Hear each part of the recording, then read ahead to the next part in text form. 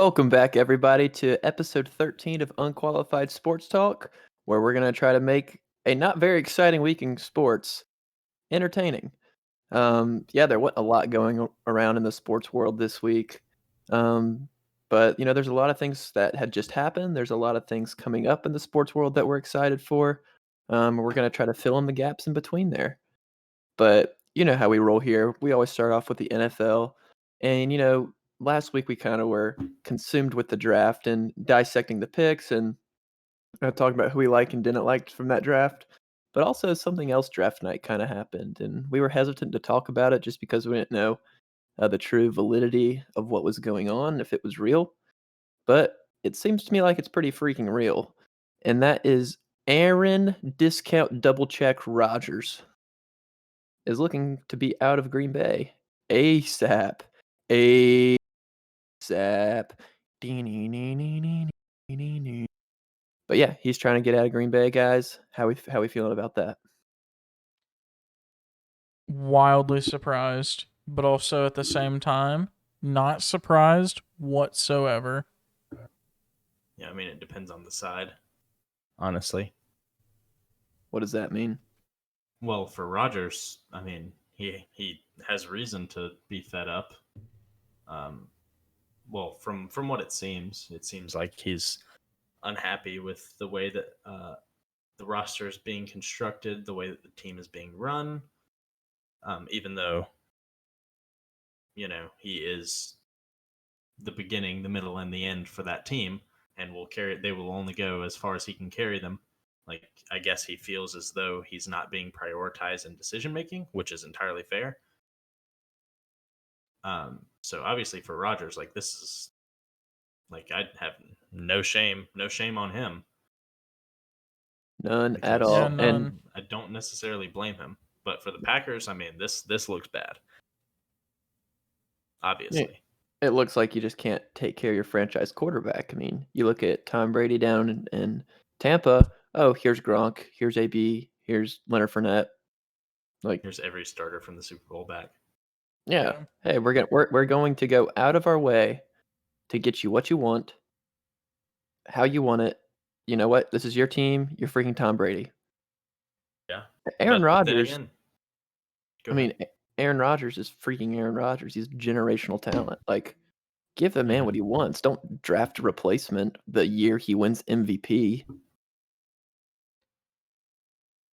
Yeah. I mean, that's fair.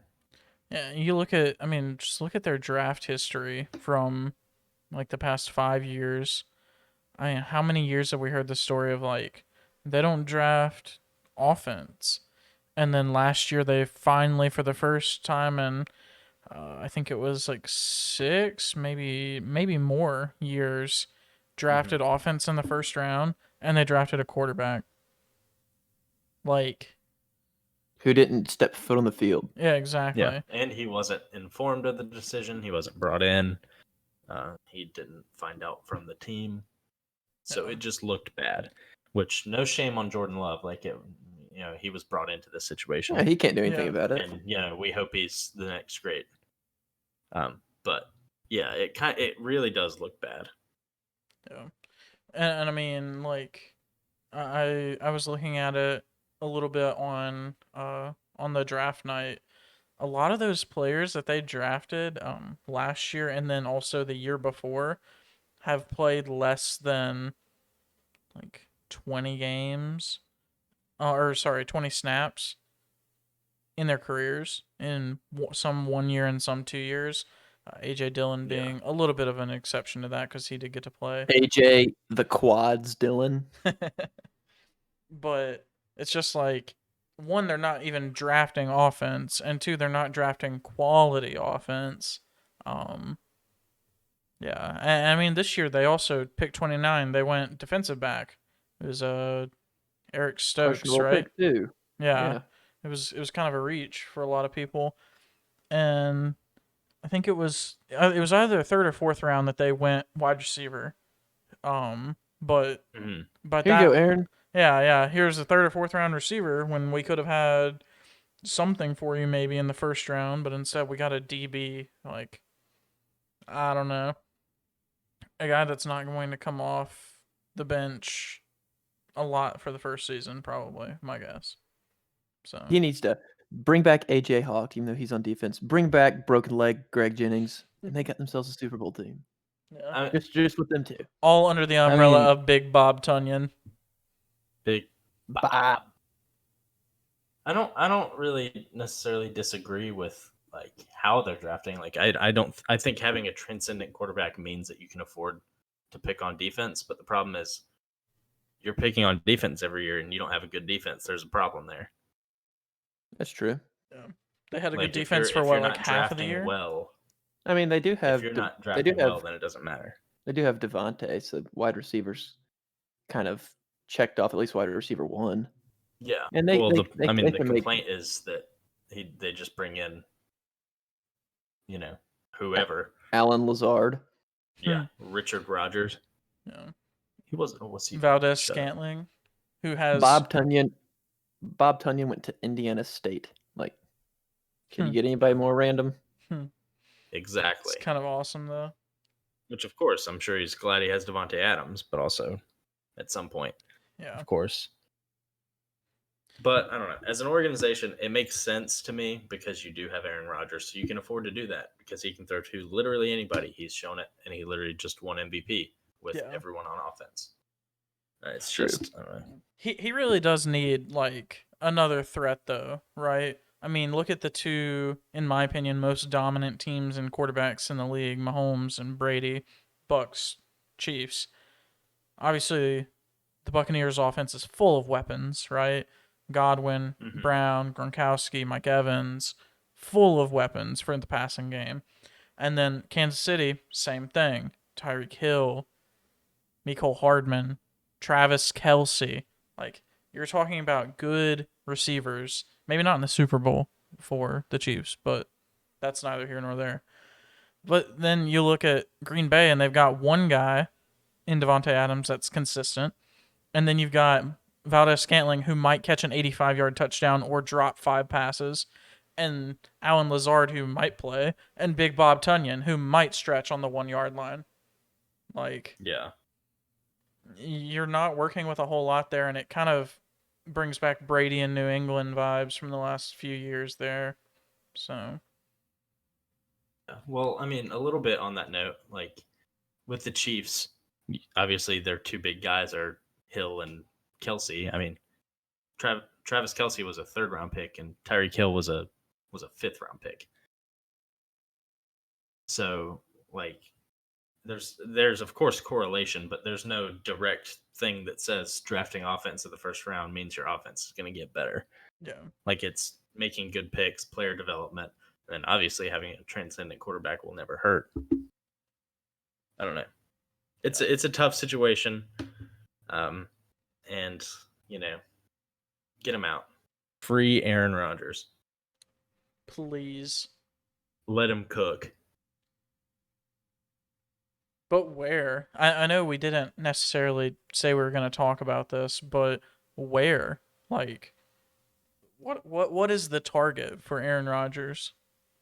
What do you mean? Like for For him for specifically? him, because the organization that, I mean, they're just going to take the best deal that's not in the division, right? But Probably the conference. Yeah, probably the or whole conference. yeah, the whole conference, because they I don't know, might I feel like mean- they can still compete. For Oakland. him, there's literally no place colder than Green Bay. There's So Denver. I mean, he could go to Denver. I'd like to see Pittsburgh make a play for him. Yeah, that'd be cool. I think Oakland would be awesome too. Oakland would be fun. That would That be would- very interesting. That would stir up that division big time. That would also like speed up John Gruden's timeline a little bit hmm because it doesn't seem like they're super ready, top to bottom, to win a lot of games right now. But Oh, obviously, I Gruden's believe in no rush. He's Yeah. in zero rush. Yeah, I believe that they will contend by the time his contract is over. But yeah, talk about that division if he goes to either of those teams. Yeah. I don't know. I mean, if you're any other team in the league, you want him. hmm I mean, there's what? one team one quarterback that better should in a league. say no. Mm. And even if you take out teams that wouldn't part because they literally don't know how good their quarterback is yet, or teams who have young, good quarterbacks. So what, 16 teams? 20 teams are waiting? Yeah. Yep, it's going to be interesting to see how that plays out. For sure. I'm ready. Me too. Big excitement when it Oh, yeah. happens. I mean, it's going to be what? More than 3 first-round picks? I mean, that's the He's too starting old. point. But if it's a bidding war, yes.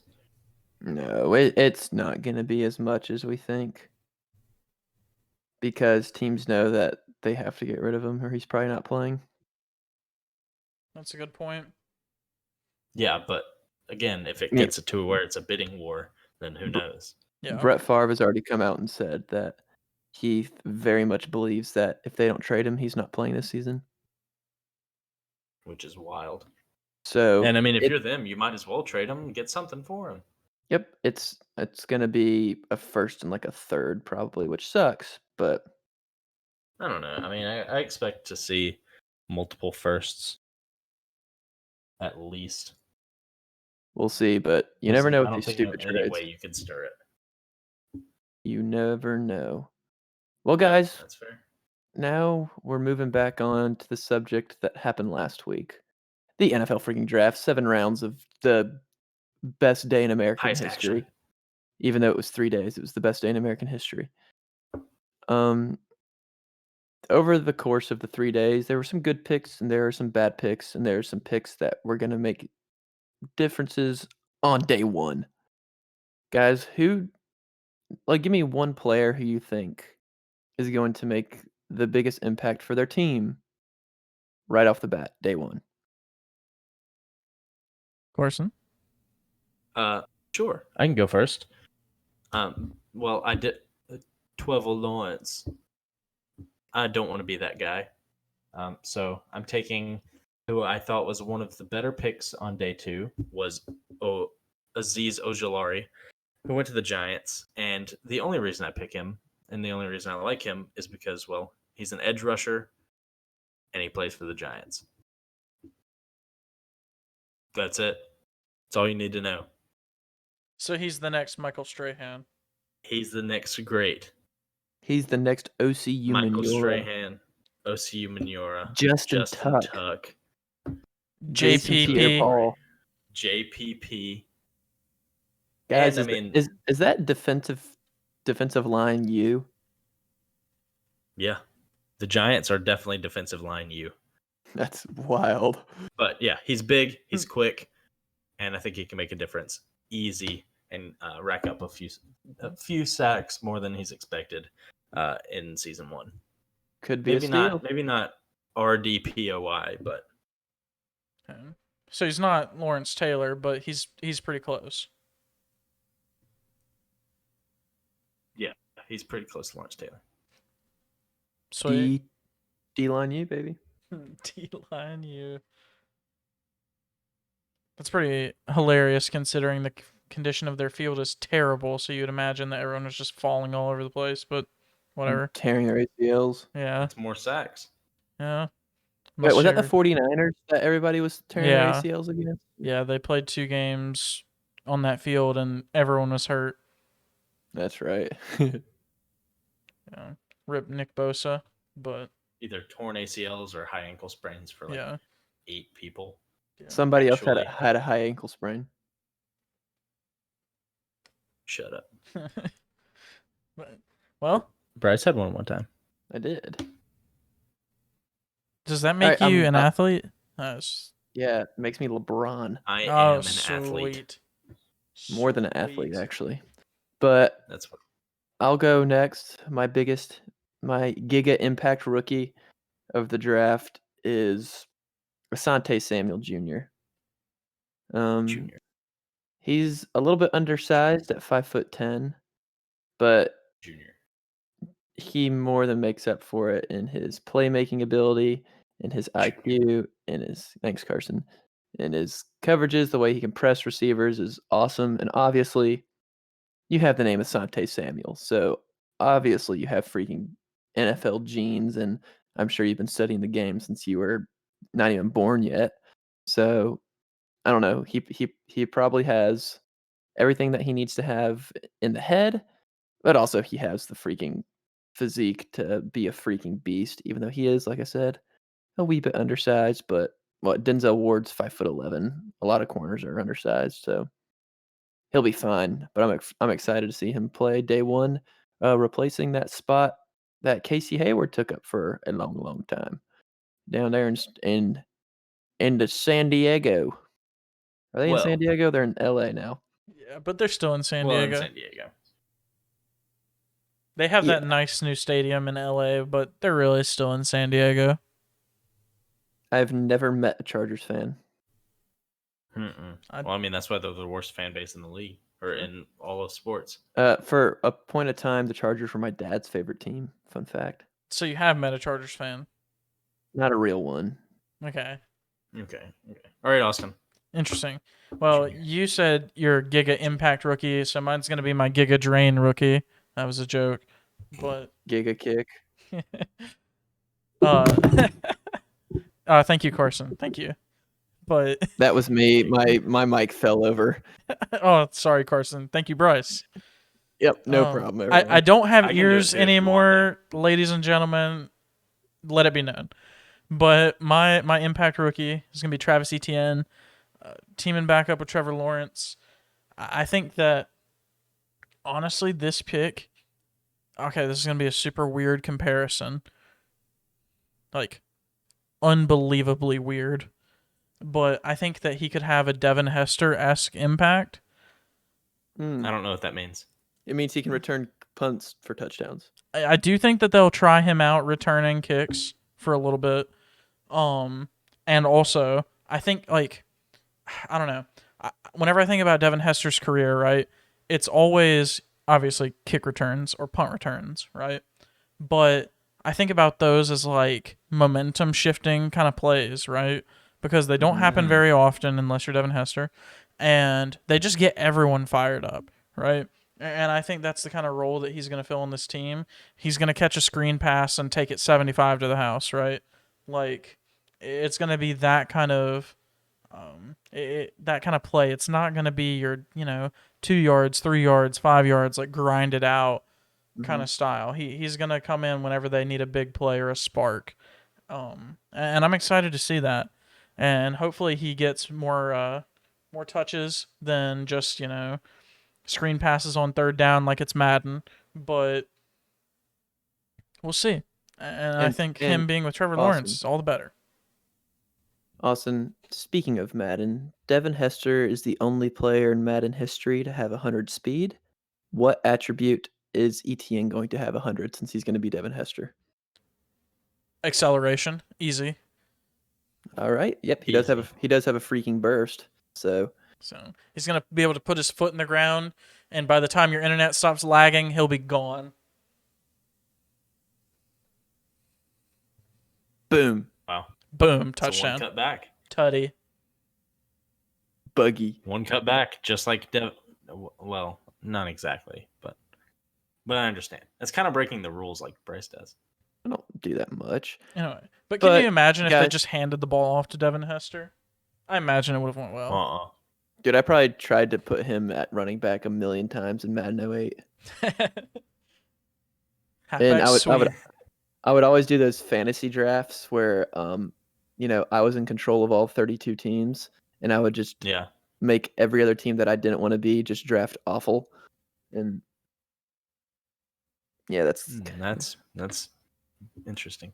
I was also 7 years old, So do you mean those awful teams would get awful draft grades? Yeah, you know what? They would get bad draft grades. And speaking of that, Carson. Wow, what a segue. What a segue. Speaking of that, Carson.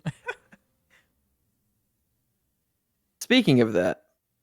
I thought that was your personal segue. I think Bryce is broken. I wouldn't say Carson if I was giving it back. If I wasn't giving it back over to you. So let's try this. Well, I was also the one that you were segueing from, so like you would. Speaking of that, Bryce, Oh comma, yeah. Okay, yeah. I'll segue because this is the smoothest segue ever. It Is is. grading draft picks right after the draft? They haven't taken a snap of football in the NFL. Fair? Yes, no, or maybe so. Yeah, That was an open-ended question. I think so. Hmm.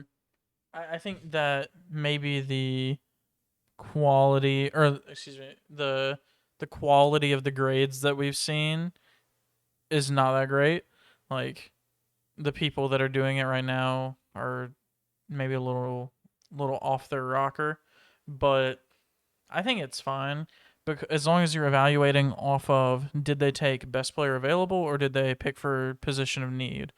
Um and if those are like the two main things, and then you go like, okay, well they needed a corner and they picked the second best corner in our eyes when the first one was still available, like, you know, you grade the pick, not the player, right? So Mm-hmm.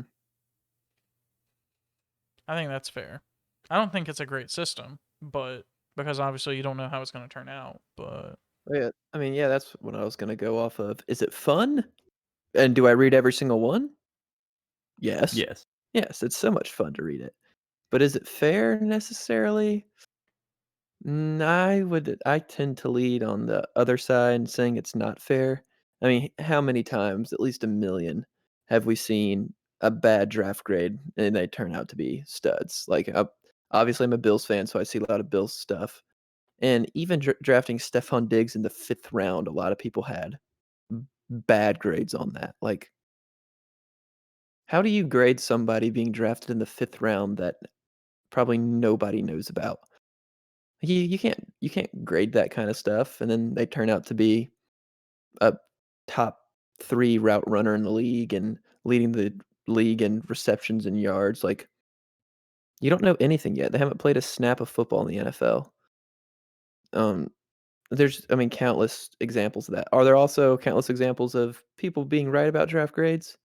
Yes, but I don't know. Without them playing a snap of football in the big boy league yet, like, at the college game and NFL game are very different in a lot of ways, and I don't necessarily think it's fair. Again, it's fun, but not fair. And it's very fun, and it's. I mean, I understand what you mean to an extent, but I mean, I think it's completely fair. Like these guys get scouted all year. These the scouts, either for the media or the teams, go through every ounce of film, every game that they can get to. Like they do their homework, and I don't know. I mean, they're not obviously looking at it with hindsight. You can be perfectly accurate, but it's more of like, did they fill their needs? Did they take a guy that we think is good enough for that pick? Would there have been a better pick at that spot if they hadn't, taken insert generic person? So I don't know. I think it's more. I don't think it's as serious as you're thinking it is. I know, I think I'm I not think saying it's serious at all, I'm just saying that it's dumb to put a label on something that's unproven. Hmm. I think as long as it's understood as not carrying any weight at all, like purely it's just a reaction, I I don't have a problem with it That's fair. Yeah, I because guess, but I a don't lot of think people anyone looks at it and they're like, or any like someone that knows things about sports looks at it and like, yeah, yeah, that was a terrible pick when they took Trevor Lawrence number one, like if it were like a D minus grade or something. Yeah. I have but faith also in sports fans. yep, but also they have a qualified label next to them, and we don't, so we're allowed to grade draft picks. That's fair. True. That's Yeah. why Mac Jones was A plus plus. There we go. Who? Mac Mac Jones. Jones. Who? Mac Jones. Mac Jones, Thank you. quarterback, the New England Patriots. Ohio The State. Ohio State. Oh, Wait a minute. I said it first. shut up.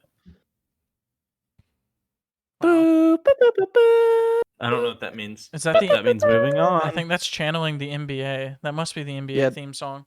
That was definitely the NBA theme song for the playoffs. It was awesome. the ESPN app. I feel like Put On would be a good NBA theme song for like the playoffs, but that's whatever. When they see me up in traffic, they say Jeezy is bud. Well, it's almost NBA playoff time. Mm-hmm. It's not. No, it's not. It's we're nowhere close, but we're so Mm-mm. close. Mm-hmm. The longest part of the season, the last Yeah. like 5 days before games that matter. Because oh gosh, I love games that matter, but I hate Imagine. games that don't. Imagine if much. it was still an 82 game season. We'd still be, what, 16 games away? Something like that. And I can't wait until those games, some of the playoff games, are played in the afternoon. I can maybe watch them at work and just Ooh, Let's let go. time just kind of got a little go quadruple header. by. Yeah, get Yeah. an Every octo single box day. going. Like a little NCAA tournament style. Yeah, maybe click the boss button every once in a while.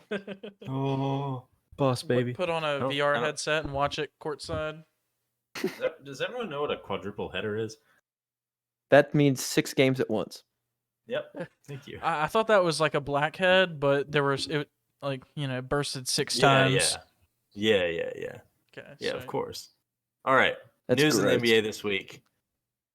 Carmelo Anthony is top 10 all time in scoring. Congrats. Finally. Congrats, Carmelo. Congratulations, Carmelo Anthony. He did it. He was out of the league at He one did point. it. He was. And you know what? He fought back. He got like $80 million from the Rockets and the Hawks. Didn't play a second. Didn't. And now he's back. And he clawed his way back into the top 10. So what a story. His way back to Congratulations, the top Carmelo. 10.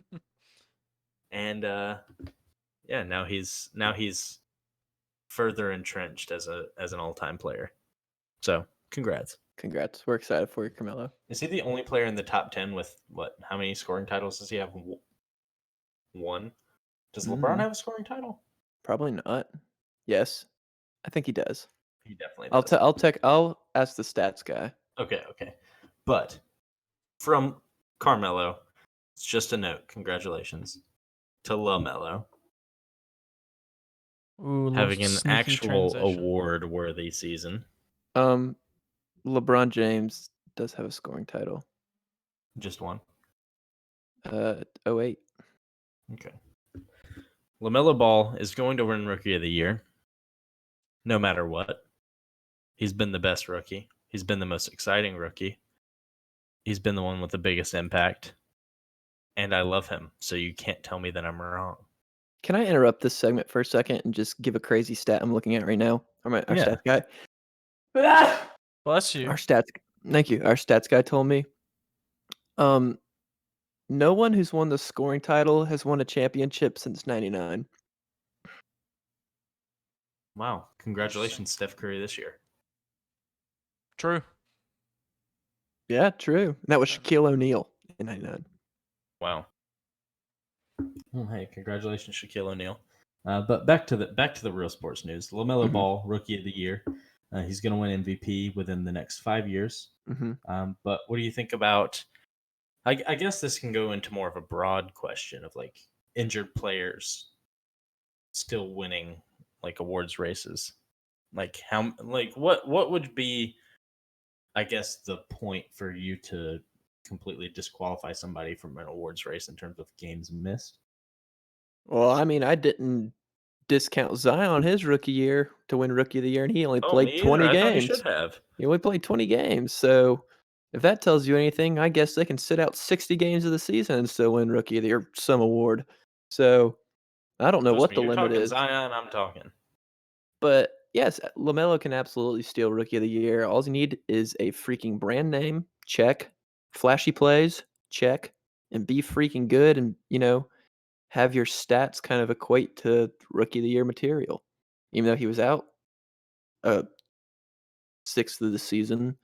Maybe it was more than that. But go for it, LaMelo. I'm not keeping you from getting it. You got my vote if you perform. Yeah. If I had to put like a number on it, I would say 75% is how much you have to play to be considered. That's fair. And that would mean missing 18 games, which in the NBA is what, like 5 weeks, maybe? Mm-hmm. 5-6 weeks. I feel like that's fair. 5 or 6. A month and a half of missing a month and a half of the season is something that could happen over like something pretty small. But I feel like if you play 58 games, or 56 games, whatever. I can't do math right now. Like you should be able to qualify, but playing 20? I don't know. Playing 25% of the season and missing 75%, I have different feelings about that.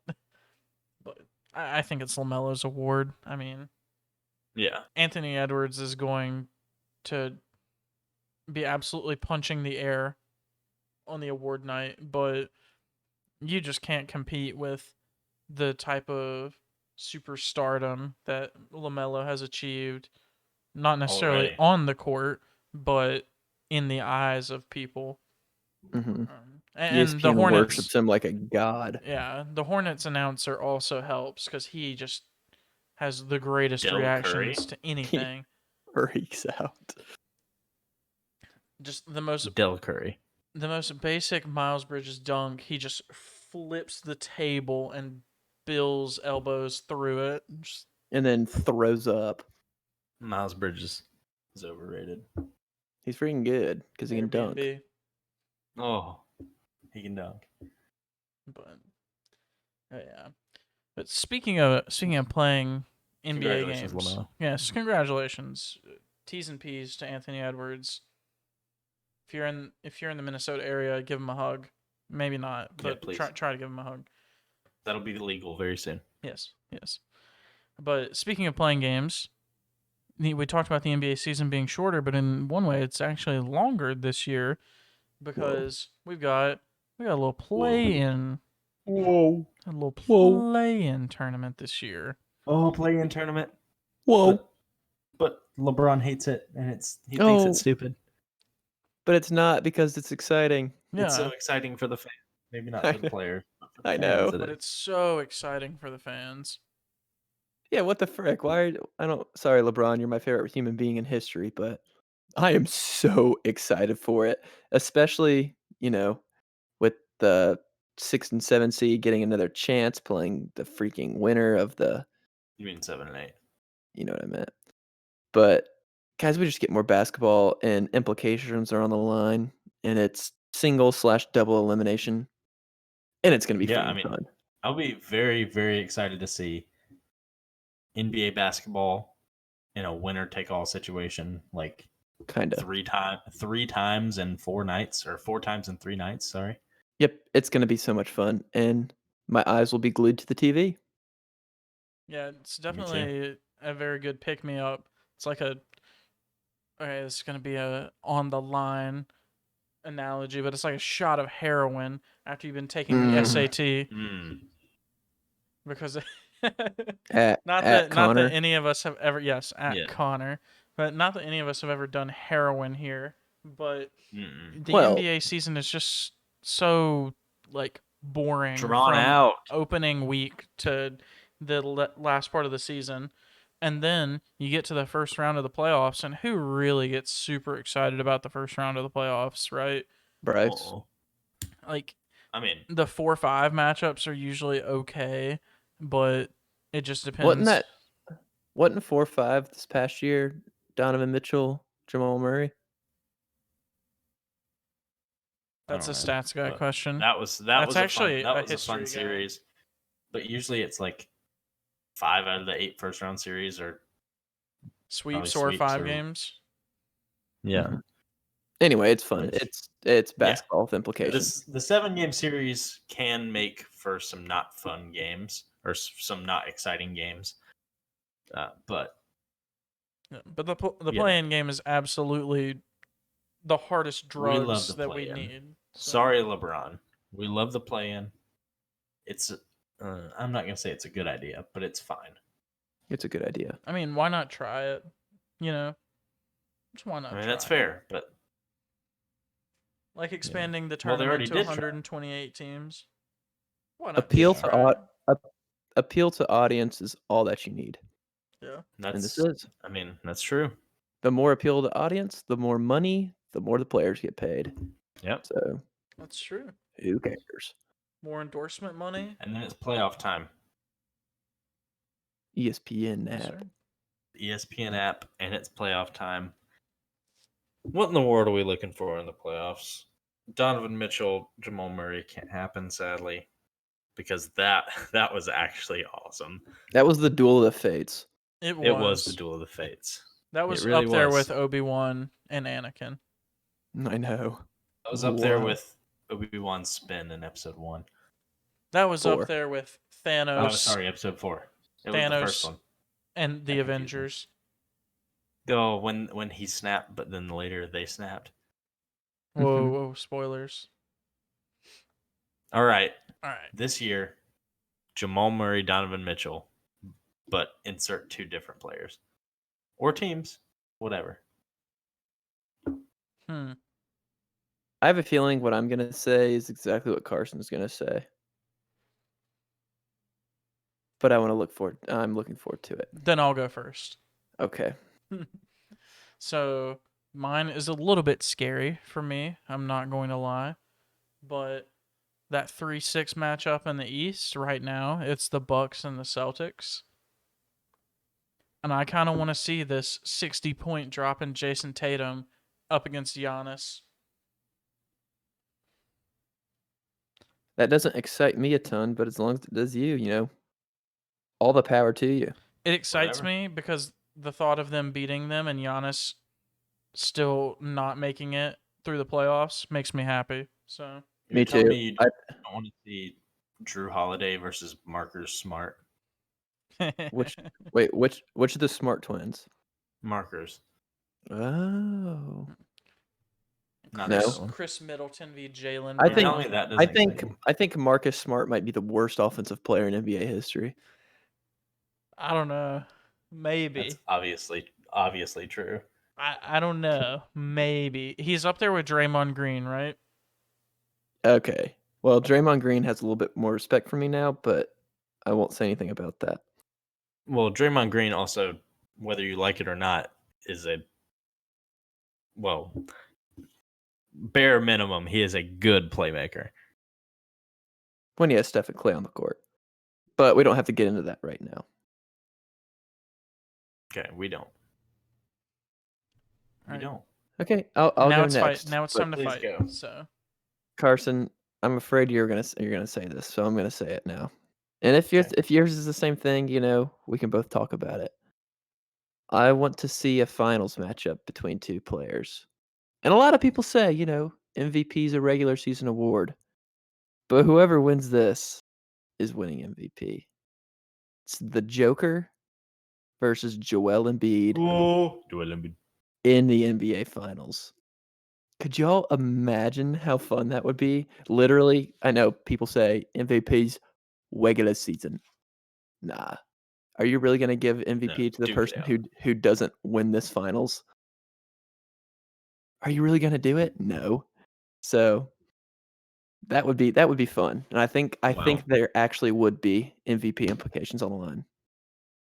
Wow. You're a tough act to follow. And I wasn't going to say that, but that excited me so much that now I'm just going to talk about that. Okay, yeah, that sounds good to me. All right. We proclaimed it to be the year of the big man. We did. But talk about a return to glory for the 7-footers, right? Like that would be awesome. And we'd get once and for all Joel Embiid on the biggest stage being the best player on the court. He was just a bounce away from having an NBA title before. I know. And we finally get to see that. We would finally get to see that. And that's awesome. Because, well, he's awesome.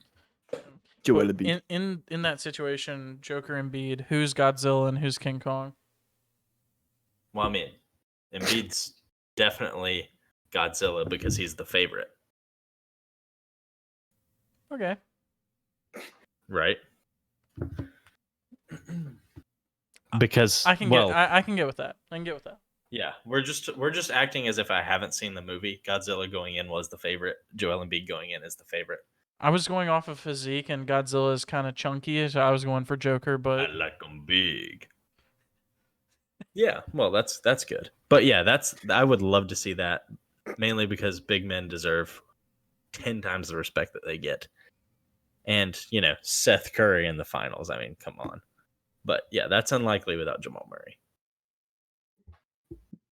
Well, yeah, but maybe. who cares? Yeah.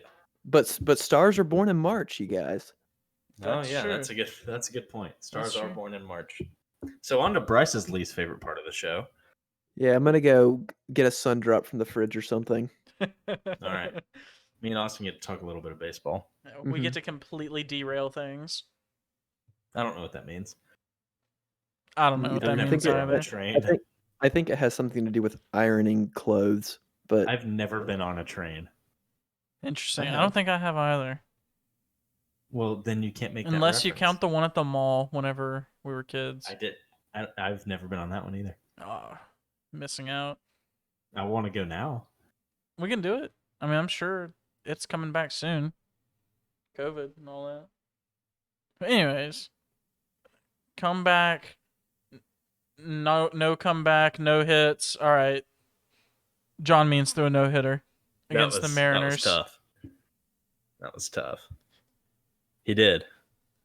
And this was a good one. This is one that is worth talking about. Obviously, we're going to talk about everyone because they're incredible. All history, quote unquote. They're all historical, but this one's really historical because it's the closest we have ever seen to a perfect game. Only 23 perfect games. The closest we've ever seen. Only base runners on a wild pitch. No perfect game. If I think that goes, I don't think it goes as an error on the pitcher, which is. I think it does. Which is why it's so unique. It should. No, because the base runner doesn't reach on error technically. Okay, interesting. I did not know that. So yeah, there were all zeros in the column. Walk, wow. Yeah, without a walk, a hit by pitch, a base runner that reached on error, any of that, which is just ridiculous. Never happened. And honestly, if batters weren't hitting worse than they ever had, I would say this would be the only game pitched like it. But honestly, we might see another game exactly like this year because batters are hitting the lowest they've ever hit in any year ever. Fun fact, I think that might be like in the last 100 years, but it's pretty bad. It's the year of the pitcher. Yeah, if you had given me $1 million and said bet it or die on one player getting a no-hitter, John Means would have been the second to last player on my list. No shot. He's a stud. Obviously, I mean, in hindsight, he is, but he's actually having a really good year. Yeah, he is. But throwing a no-hitter, throwing a perfect game, it's a team effort too, right? Because you're not going to strike out 27, right? And no. That team is just 2 through 9. That's rough. Bunch of dogs. 2 through 9 is rough. So, but how much does that suck? You strike out the only base runner, but he gets on because it's a wild pitch. I know. Also, I didn't see the pitch. I want to know how he struck out someone on a wild pitch. Was it like a cross up or what? No, it was just a curveball in the dirt. Oh, okay. And then it bounced under the glove. Okay, so it was a good pitch, and it maybe could have been a pass. It was a good pitch, and it was in the third inning. So, like, at that point, he doesn't even think he's. Yeah. I mean, he's nowhere near no hit watch. Yeah, it's maybe a pass ball. Respect him. We love him. Yeah. And speaking of another player that I know that I respect, because as I was growing up, it was like his prime. Well, I guess it would have been the same thing as we were growing up. It was his prime. Of course. But Albie Pujols gets designated for assignment, which is basically just the MLB's fancy way of saying he got put on waivers today, which is the end of his 10-year, $240 million contract. That he didn't make it through, or did he? No, technically no, he wouldn't. It's like year 9 or something. Yeah, this would have been the completion of the 10th season. So okay, he made it 9.1. Or so assuming this is the end of his career, congratulations. That's all we have to say. But He's going to get looked at in a bad light because of how bad he was with the Angels. Yeah. But He was his dominant peak with was the nearly Cardinals. he's a top 2, top 3 first baseman of all time, which is, impossible to say with the history of baseball. And I mean, when your name is going to be said in the same sentence as Lou Gehrig, like it's pretty good company. Pretty good company. Yeah. And what a career if it does end here, assuming that he doesn't want to finish the year and play with someone else. Which I don't know any like contenders that need a first baseman, right? And I highly doubt he wants to go play a year in Seattle, right? Well, I also doubt that he wants to play first base. He probably just wants to go out there and swing for the fences and try to hit a couple more home runs. That's true. So that would basically make him AL only because unless he wants to come off the bench for an NL team, say maybe the Dodgers, but I don't think they have any interest in him. Max Muncy is absolutely raking this year, so. But yeah, it's great. But does it scare y'all that John Cena could be in the room right now and you wouldn't know? Yeah, a little bit. A little bit. Also, as we live and breathe, Shohei Ohtani just cranked a 3-run home run. So I love him. Put that out there. But last note on baseball. Congratulations, Albert Pujols, on a great career. It's a weird day because, well, he's one of the greats, one of the GOATs of our, I guess we can call it our generation. Yeah. The 2000s. He's just another one hanging him up. Yeah. It has to happen eventually. Yeah. So. It's tough seeing players that we grew up watching retire. Yeah, like Brett Favre. I don't know. Not really. Like Peyton Manning. Chris Bosh. Dwayne Wade. Dwayne Wade. Eventually a LeBron. I'll cry. Michael Phelps retired. That was a joke. Tiger Woods hasn't retired yet. Eventually Tom Brady will retire when he's 59. But yeah, one day, in 10 years in the future, all these people that we have watched our entire lives growing up are all going to be gone, out of the league or dead. That was a joke. Reduced to atoms.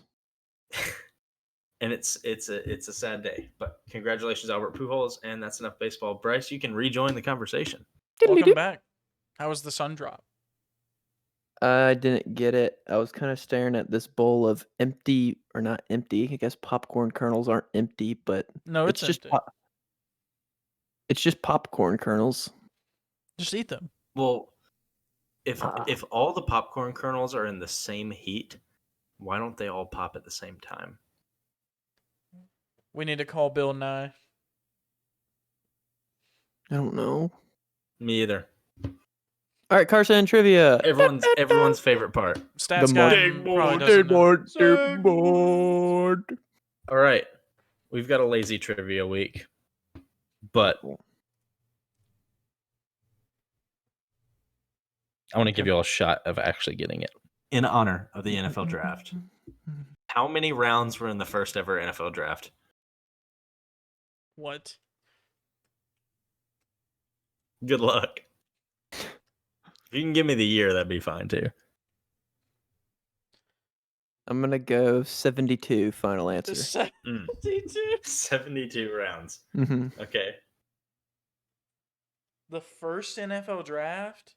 First ever NFL draft. That would have been what, the 40s or the 30s? And being realistic, I'm saying I'm going 2, final answer. Okay.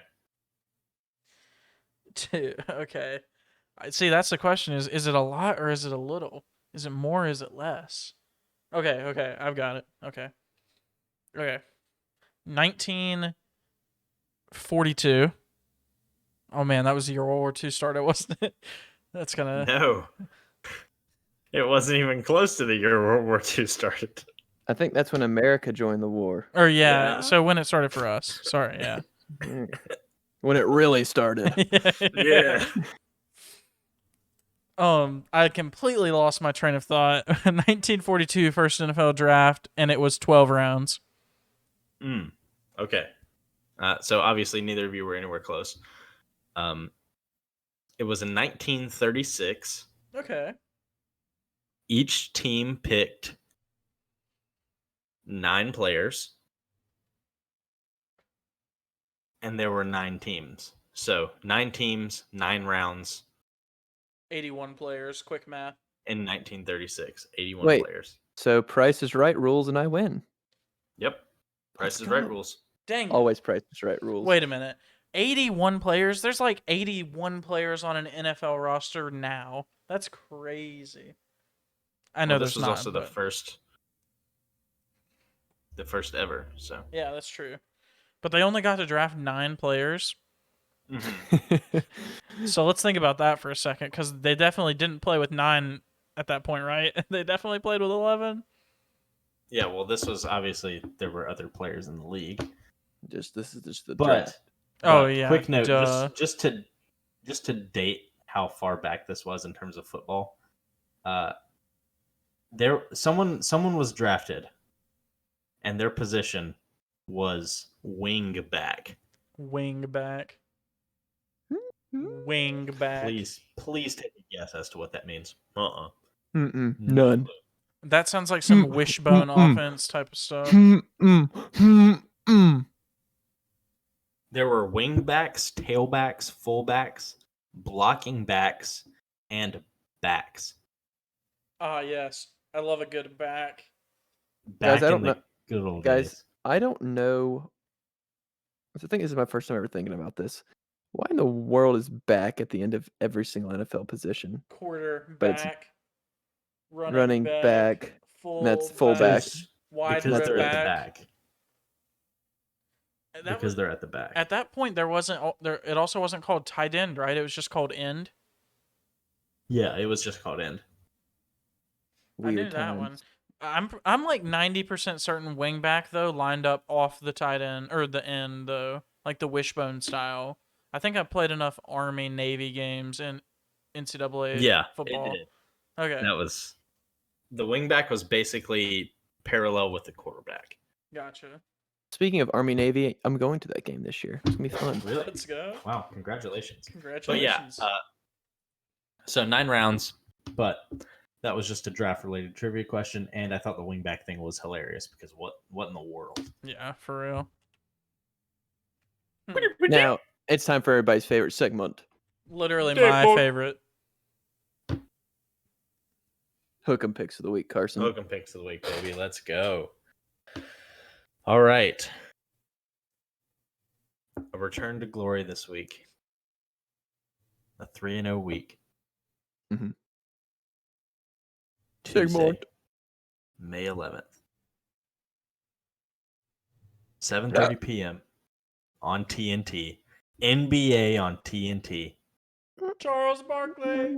Ernie, Charles, Shaq and Kenny. Jack, and the Jet. Now, Kenny. Miami Heat David at Aldridge. the Boston Celtics. All right. I've expressed my frustrations with Jimmy Butler before. I have. Mm-hmm. He shows up when they need him, but he does tend to disappear when they don't, which like the obviously Avatar. that's fine. Shut up. But we're in crunch time. I believe in Jimmy Butler, and I'm going with the Miami Heat in this one. This is going to be, right now, it would be for the 7th seed, so it's going to have play-in implications.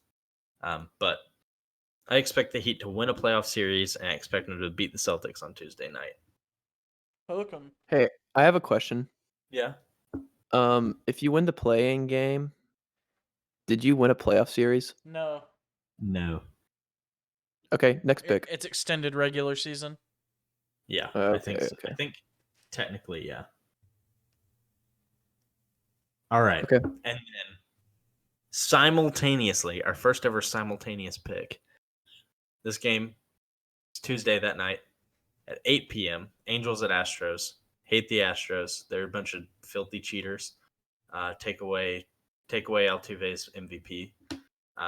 But my favorite player, Shohei Ohtani's on the mound against Lance McCullers. Lance McCullers is a scrub. Angels easy. And Ohtani is going to have probably 8 walks and 14 strikeouts. And 2 home runs. And 2 home runs. He might not hit, though. But probably. Last night he pitched and didn't hit, so I don't know. All right, and then Austin has given me my first ever prop bet for Hook'em Picks. Vladimir Guerrero Jr., 3 home runs from Friday the 7th to Wednesday the 12th. 5 games in that span. Yeah, he plays 5 games, and obviously I'm taking the over. Austin, of course, has to give me one of the players that I love the most. He's got the meat, and he's going to freaking bring it. He's a beast. I don't doubt that one at all. He could hit 3 in one night. So. I know. He literally could. Shut up, Bryce. I mean, in the home run Dobie, he hit like 70. In one night. In like 1 hour. That's kind of crazy. Wow. That's crazy. It's more like 2 hours, but... Yeah. All right, but hey, hook 'em. Hey, also, hook 'em Jimmy Butler. I have disrespected Jimmy Butler, and I would like to apologize. Hook Jimmy Butler. Hook 'em Jimmy Butler. Hook 'em Angels and hook 'em Vladdy. All right, now to everyone's favorite. This is everybody's favorite segment. Yeah, because every segment is everyone's favorite segment. We don't have to address that, but yeah, that was the joke. Yeah. All right, top 3. Top 3 segments? Wait. No, shot. That's for later. All right, top 3 this week. Pringles flavors. You got the little circle. You got the mustache. You got the smile. You got the eyebrows. Give me your top 3. Well, is there a smile? Bryce is the expert. Go ahead. Yeah, coming in at number 3, we have the original Pringles. I mean, can't live with them, can't live without them. I don't know why I said the first part, but you can't live without them. True. I don't understand. So for 2 and 1, I'm kind of labeling it as 1A, 1B. Okay. See, my favorite Pringle just to eat, if I'm sitting here, I'm on the game with the boys, and I want some Pringles, I'm eating barbecue Pringles, okay? Okay. Love them. Not the greatest barbecue chip, but for some reason I'm addicted to barbecue Pringles. If I'm making my lunch for the day, taking it to work, or if I'm just eating a sandwich in general, I have to have sour cream and onion Pringles. I always have a can of sour cream and onion, and I always have a can of barbecue, but for 2 separate situations. One, for the enjoyment of the game and me just chilling. And then the sour cream and onion for my sandwiches, whether that be ham and cheese, turkey and cheese, roast beef and cheese, salami and cheese, or peanut butter banana. And yeah, those are my top 3 Pringle flavors. But I need to clearly define there's a 1A, 1B. So you're bending the rules. Yeah, definitely. No, I mean, it's still my top 3. Okay, do you want me to... No, I think it's fine. No. Yeah, do you want me to pick You're 4? allowed to bend the rules. Yeah. But it is bending the rules. Also, I want to make a bold statement. I think it's because sour cream and onion comes across to me as a more like sophisticated chip than barbecue, and that's why you like it, or like barbecue in less like, sophisticated situations. Because our conversations whenever we're in those are definitely not sophisticated. Interesting. It just pairs well. What that means. Just pairs well. Interesting. So, that's my take. That's my hot take on that. I don't think. Also, I admit when I bend the rules, and that was not bending the rules. Because it goes 1A, 1B, 3. Okay. Well, we'll have to put it up for review then. Okay. We will. I'll drop the red flag out of my shoe. All right, it's dropped. Okay, we'll come back to it. We'll see what the rest say. Yeah. But I'll go next then, because Pringles to me are the second best chip. Behind one that I'll name later whenever we do top 3 chips. Okay. But coming in at number 3 was actually one of Bryce's top ones. The sour cream and onion Pringles. Not my favorite sour cream and onion chip, but really, really good.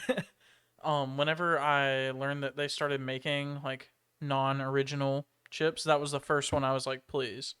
It's really good. Coming into my number 2 is the original Pringles, but only in the little snack cups. You know what I'm talking about? Like the cup that is Absolutely. shaped like the chip. Yeah. Mhm. Best And thing it to has put in a little tin. lunchbox ever. It has like the tin foil or whatever it is on Yeah, top. literally, I could take a sandwich, I could take a thermos with soup, whatever to school to eat for lunch whenever I was a Don't know kid, what that is. but I had to put one of those cups of Pringles in. Also, Carson, a thermos? You don't know what a thermos is? Nope. The Keep going. All right, anyways, thing that keeps your food warm. Anyways, and number 1 is the pizza Pringles. I don't know what that is. I've actually never, Wait, really? never seen those. I've never seen that either. I've only They- seen. Wait, I they're- have. They're in the white yeah, container. yeah, they're in a white can. Yeah. Yeah, They're yeah. super good. It's like cheese pizza, basically. So they Well, have. I'm going to get them next time. I promise. Yeah, they're super good. I mean, it tastes like cheese pizza plus a chip. It is basically what it is. So Wow, it's like their pizza Pringles. yeah. These cheetah. So they're really good, and I like the Wow. taste of mozzarella and of marinara sauce, and Yeah. that's exactly what it tastes like. So. Mojoera. All right, my turn. Mm-hmm. Third place, barbecue Pringles. They're good, but they're probably the worst out of all the barbecue chips. But I love barbecue chips a lot, so they have to be on my list. And then number 2, you can't go wrong with sour cream and onion. I wanted to put them at number 1, but I haven't had them in like a couple months, which is kind of sad. I'm gonna get some next time I go to the store. I might go to the store right now just for some sour cream and onion Pringles. Wow. But those I think go really well with like the way that the Pringle tastes. Barbecue, I think it's a little forced. I can't explain it, but I think it makes sense. It makes sense in my head. I think it makes sense too. Yeah. But number 1, I'm glad y'all didn't say it. It's the freaking cheddar cheese Pringles. I don't think Why I've are ever y'all had not them. representing? I have, but they're not top 3. They're good. I think. Okay, I mean They're good. I mean, you can have your opinion. Yeah, you can. They're I'm not. good. I'm not hating on it at all. But now that I'm thinking about what I just said about the barbecue, I don't think there's any other cheddar cheese chips on the market. Yes, Well, there's the Ruffles, the yeah, cheddar. and sour cream Ruffles. Not lying. Never seen them.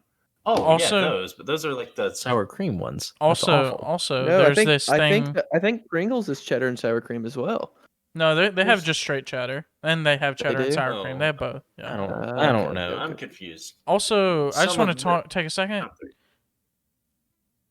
Cheez-Its.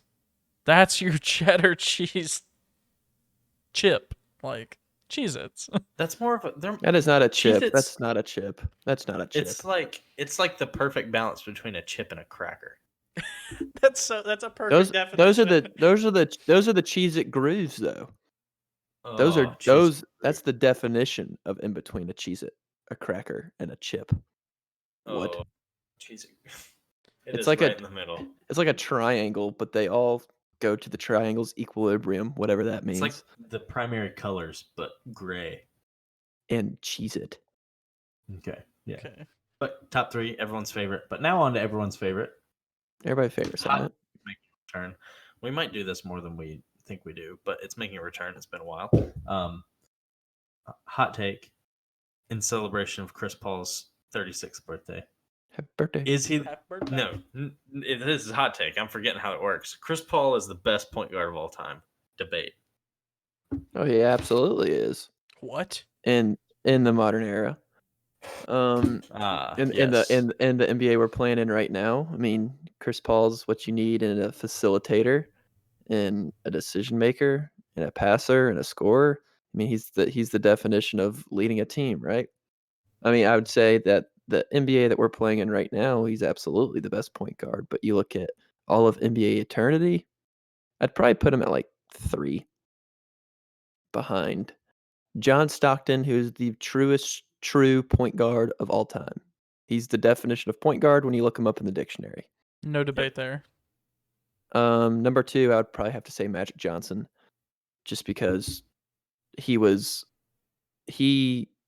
pushed the game and what it meant to be a point guard.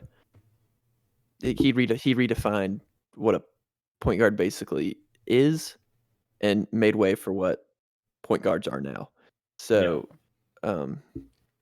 Magic Johnson was definitely a Renaissance man, and he was the first small so forward point guard. yeah. So I'm gonna go with Chris Paul at 3, and I think that's a very fair placement, even on this hot take list. Wait, so you put him as your number 3 all time?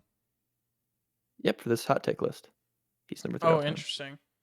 I thought you were gonna take Chris Paul as the top point guard. So I'm gonna stick with my original argument because I'd already thought it out. But I was gonna say, how many songs is Chris Paul in or mentioned in? Probably a lot. None.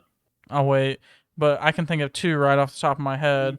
Steph Curry with the shot, and then all my balling like Curry, So, I mean, I don't know where you're going. Steph Curry's got to be the greatest point guard ever. Obviously, recency bias and all. I mean, I don't know. You have to take it with a grain of salt because he changed the game for, in the worst way and made it like 1,000 times worse. Yeah, like he made the 150 150. Awful. Yeah, he made it 150 150. But I mean, obviously, if I'm crafting an unbeatable team, Steph Curry is definitely included because he can shoot unanimous MVP away. Curry has got to be on there. But he's such a sweat in basketball. Yeah, so sweaty. But respect Chris Paul. That's all we gotta say. I think it's like an 8-time All Defense player.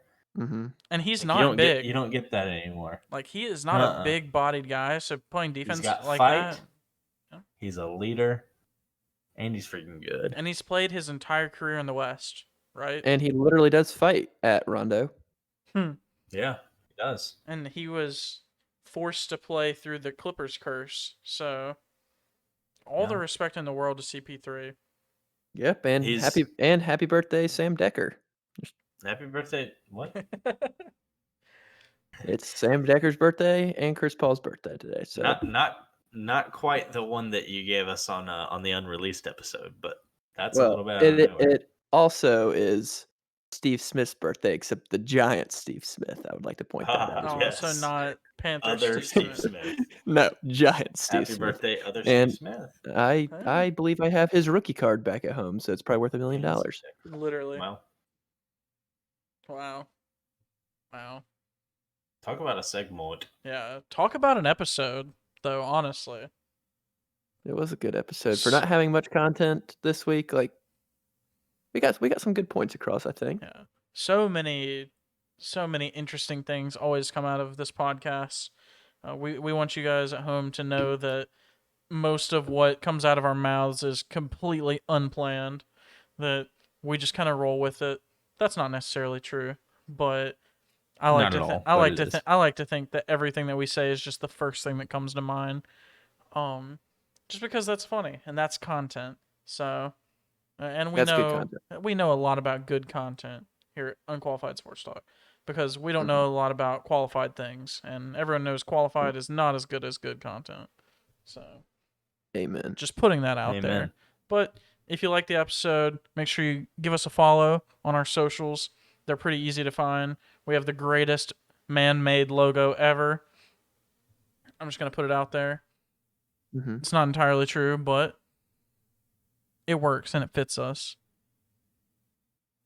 But that's going to do it for this episode. Hopefully next week we'll have an Aaron Rodgers trade. One of these rookies will sign a $100 million deal, and LaMelo they'll already announce his Rookie of the Year, and Albert Pujols will hit the home run cycle. So hopefully that'll happen. Right. And Carson will get another 3-0 week. So hook 'em. Congratulations, Chris Paul. Congratulations you for listening to this episode, and we'll see you next week.